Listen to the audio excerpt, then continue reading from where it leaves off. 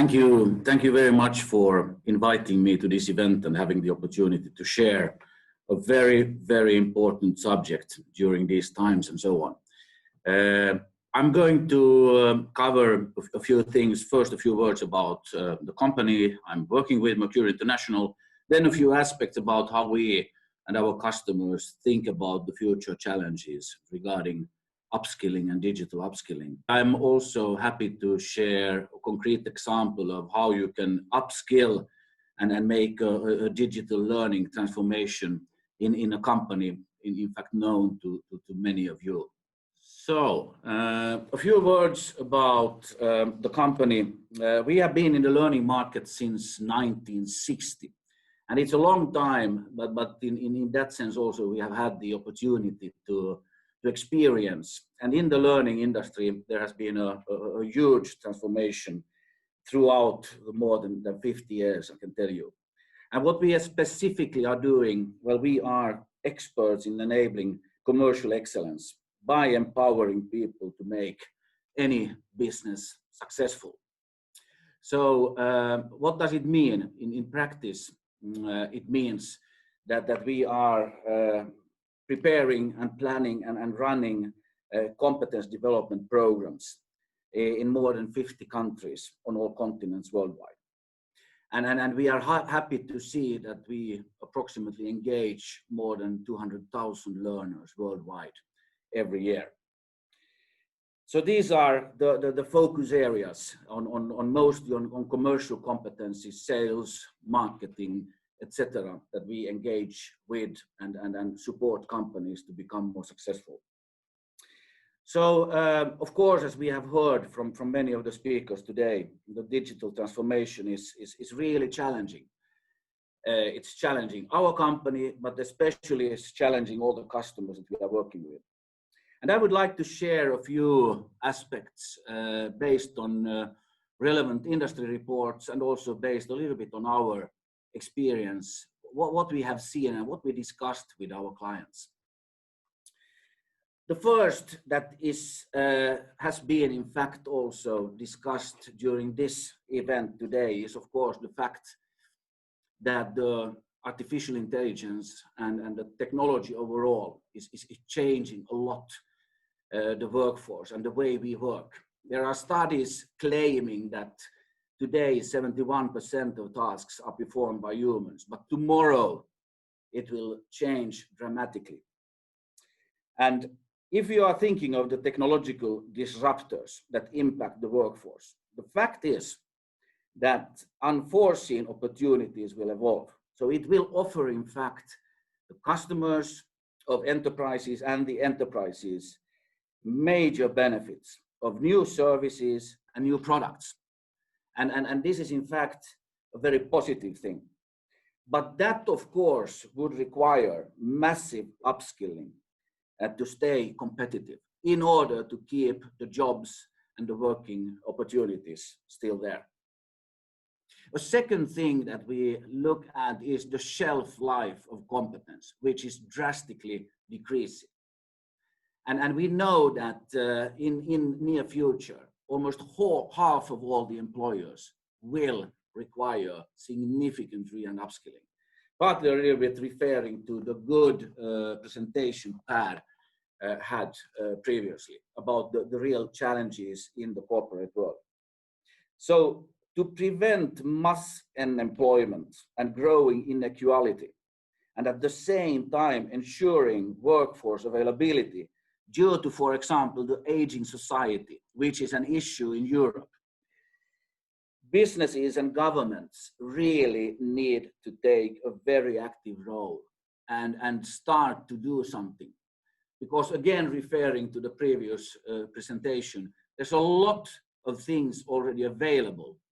And the question is, and I totally agree, the question is, of course, that are we aware of the opportunities?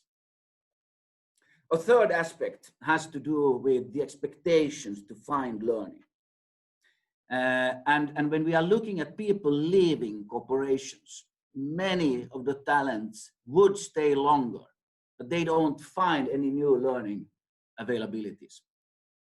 And the fact is that simply by using what is available in digital learning solutions and rethinking the entire learning strategy, any company could in fact massively increase learning opportunities without spending more money or even without spending more time, giving people the opportunities to learn.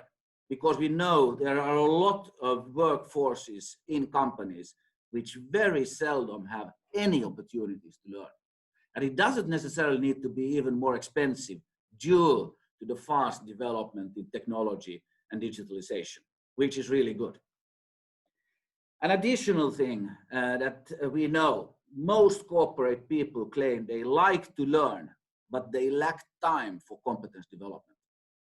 We know that, in fact, 24 minutes a week is an optimal time for an upskill activity.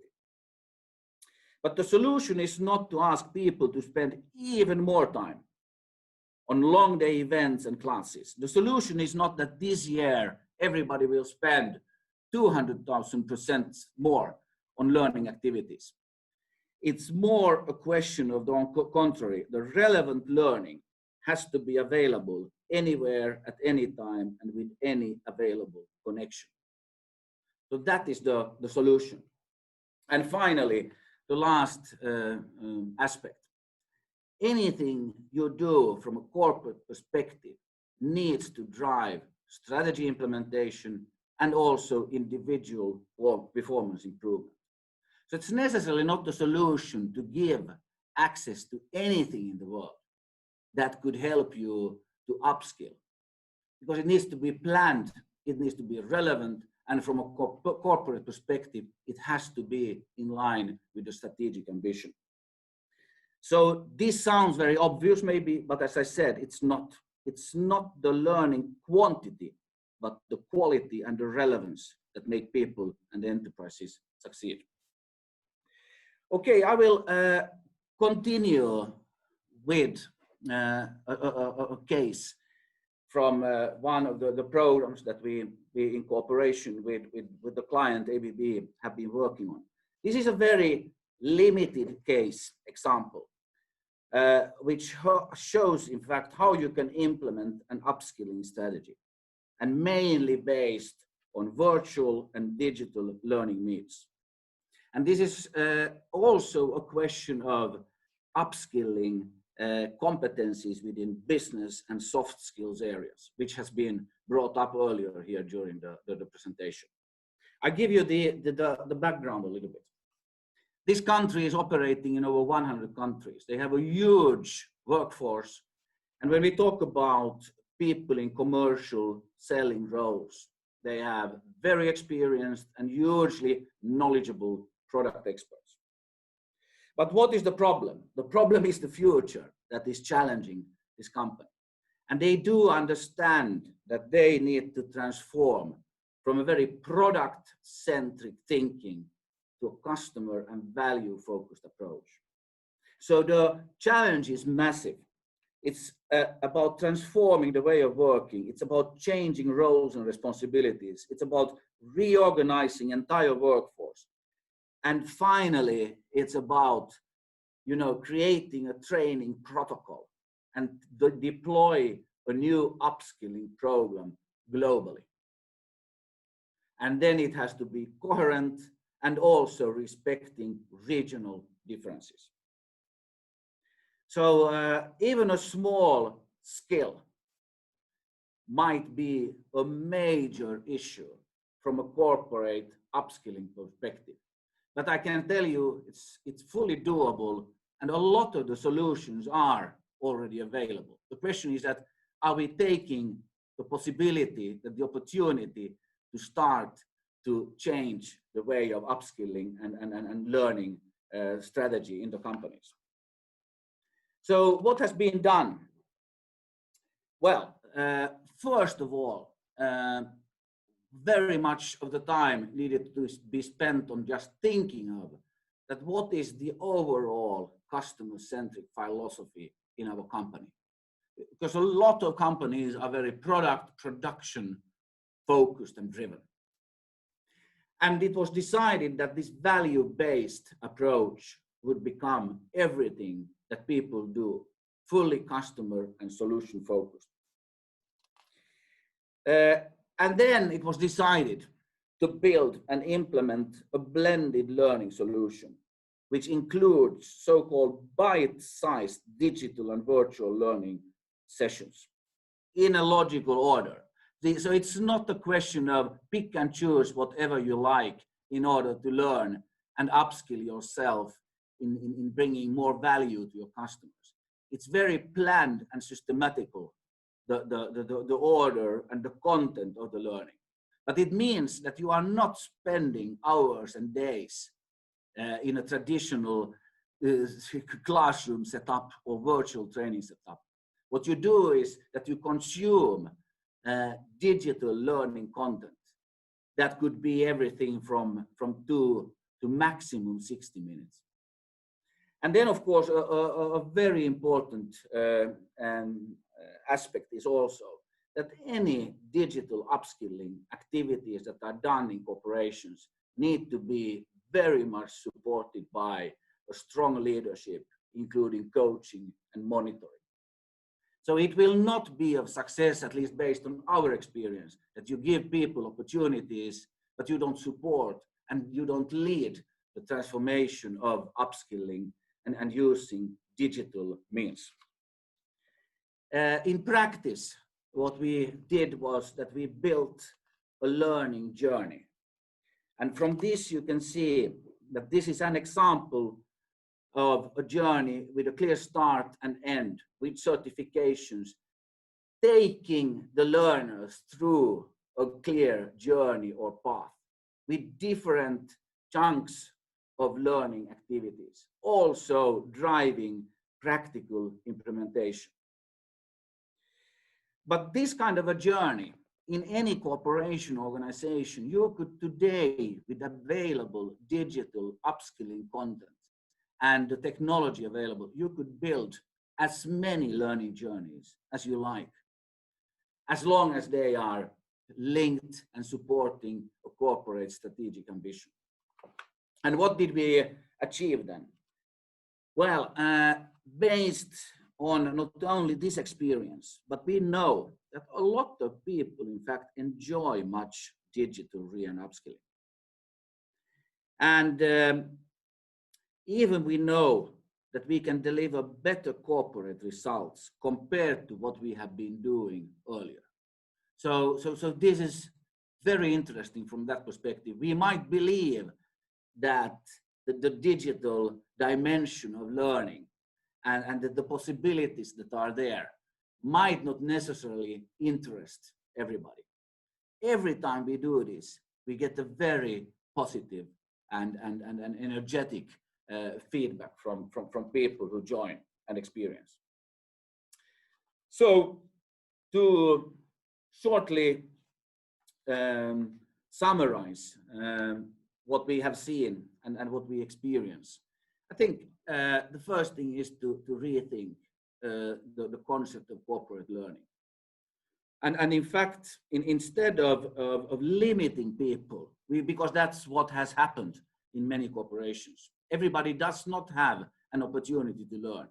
Now you should do and you should make learning available through digital transformation to everybody at any time, anywhere, and on every possible device or channel. This is possible. It's just a question of rethinking, thinking out of the box. This is a process that cannot be driven by the learner, him or herself. This will be driven by corporate executives and management. Another very important thing is that we know that people and their time are the most valuable assets in many companies, will become even more valuable in the future. So the question is that how can we rethink and maximize the existing competence development? And think it from a people perspective. What would be the best for everybody? Because everybody is unique and learns differently. So the solution is not to come up with one single format for learning. you will have to have different formats that are doable for any individual needs, but also doable for different generations, different organizations, and different nations. It should not be depending on whether you have financial strengths and possibilities.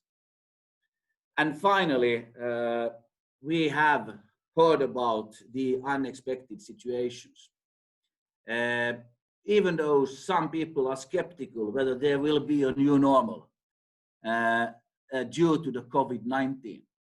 But we know when we talk with our clients, never ever has digital upskilling, on the other hand, and new learning been so much on the agenda. We know it has been happening on a national level, but it also happens on a corporate level. The question is that, do we have the muscles and are we brave enough to drive this transformation? The tools are there and the experiences are there. It's very much up to ourselves what we can do.